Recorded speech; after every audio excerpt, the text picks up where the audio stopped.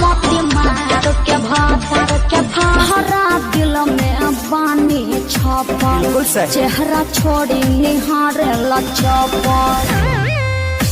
स्वरूप तो हर लागत रहे हर दम भैलू छुर छुरी बोल कहे हमारा एकदम देखिए पक्का पड़ा तर बात माइले अखिलेश के सारी तुला बोला फाइले हमारे करामा में छुछु नारी लिखाइले चुप रहा अपने बड़ा छुछु हनी बाबू बोलो न तोहर का विचार है एगो